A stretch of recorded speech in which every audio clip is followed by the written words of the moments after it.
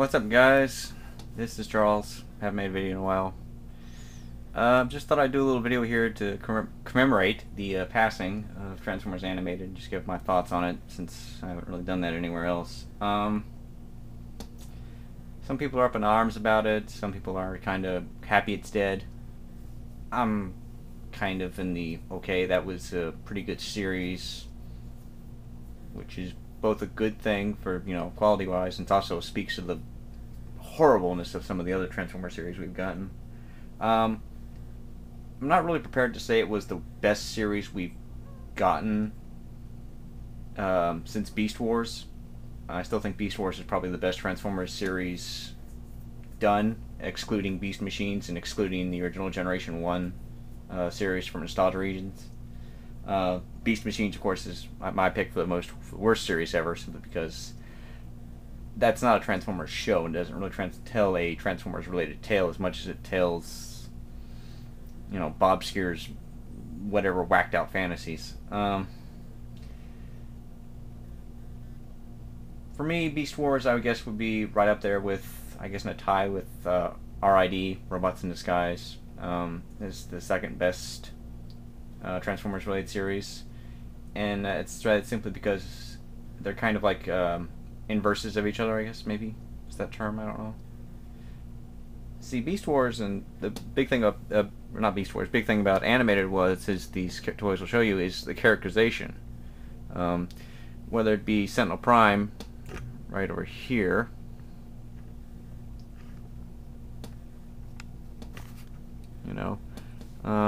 and his not quite, I guess, overly passionate nature, which makes him a bad leader compared to Ultra Magnus, or Blur being an Autobot scout, or even the big purple guy back there. The characters in animated are what made it. Their characterizations. Like the Ultra Magnus character demonstrates in a none too subtle way that the Autobots in animated are not the goody two shoes we've come to expect in other series. They have their own kind of morally ambiguous code. Ultra Magnus, for example, creates Omega Supreme with a childlike demeanor, so he doesn't really question why he's doing the things he's doing to win the war against the Decepticons. And later on, we see Optimus Prime is very much the same way when he's prepared to turn the newly upgraded Sorry loose against Omega Supreme under Megatron's control as a means to try and distract or stop him. Of course, you look at Sentinel Prime here, who's not. And, there's a reason I put him next to Black Arachnia was because, he's just so upset that, I guess, the fembot he loved, for lack of a better term, became her.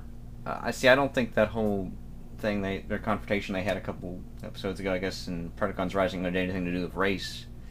It hasn't much to do with just the fact that he really cared about Elita 1, and to see her perverted and turned so drastically from what she was into this Decepticon warrior that was willing to play with the lives or sparks and emotions and minds of other people, like poor Wasp, that, Black Arachnia's existence was kind of like a monstrous mockery of that. And he was bound and determined to kill her, to put the memory of Elita 1 and maybe her spark at ease. Kind of like was it Lucy Westenra, I guess, in the original Bram Stoker's Dracula book. Lucy was kind of a... Google it, kids, you'll find out the reference. Reading is good for you. But yeah, the characterization in animated is really what made it stand out for me.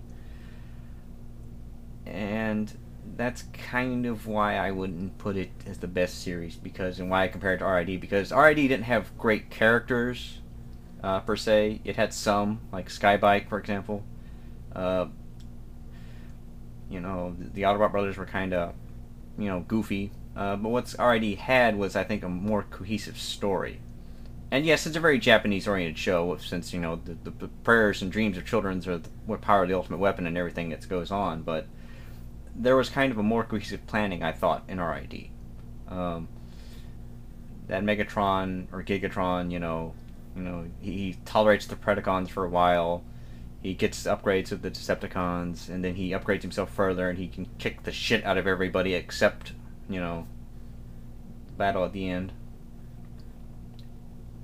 And I really thought, both shows made a really good concerted effort to include elements of the entire Transformers franchise in it. You had the Protoforms, you had Beast Transformers with Beast Mode, you had Combiners, honest to God Combiners, and not the piece of shit Safeguard we got in animated. Sorry.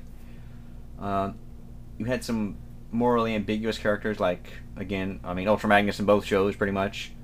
You had a Prime that wasn't quite what we're used to, but close enough, and then he became kind of a good leader at the end.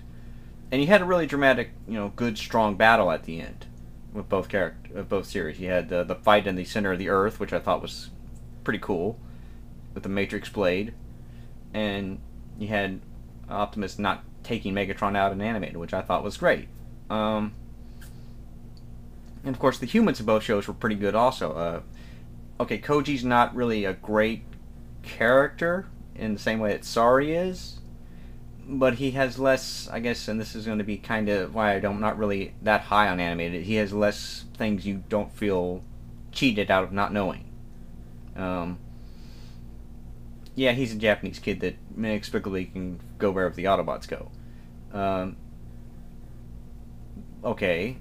Sari, we still don't know any fucking thing about her, and I'm not gonna say we're never going to learn anything about her, because we might at some point via DVD extra or, what I think is going to be an animated DVD movie. But that's my problem with animated, is that is that there's just so many loose ends associated with the show. Sari's past being one. What the hell did, how the hell did that protoform end up on Earth? The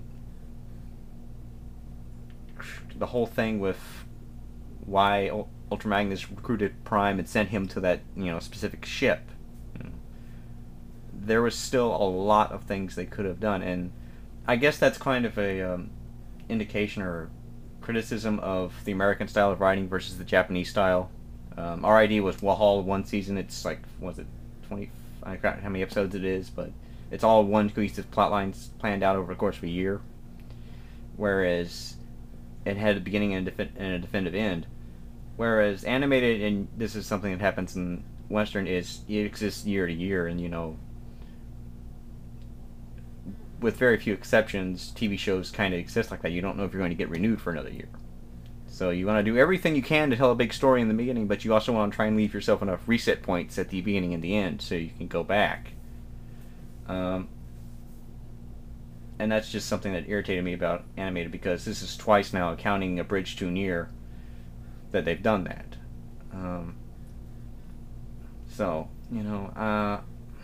I really like animated. I bought some of the toys, as you can tell.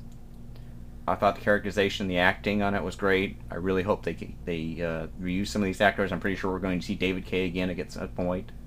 But a lot of it,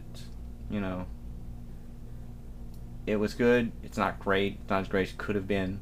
I'm not one of the people who try and follow Derek J. Wyatt around on Twitter, because I don't fucking care that much. But that's an entirely different subject, and that's really about all I've got to say. So this has been 10 minutes of me talking about animated. Good show. Not a great show. Tied with RID, I think, is the second best Transformers franchise series we've gotten. Damn sight better than most of the Unicron shows in either language. Sorry, you're just gonna have to deal with it, people who watch it in Japanese. That Armada is still about playing How to Catch 'Em All. Superlink is all about combining everybody, and Cybertron is about bending over and shoving something in your ass, or whatever slot you may have available.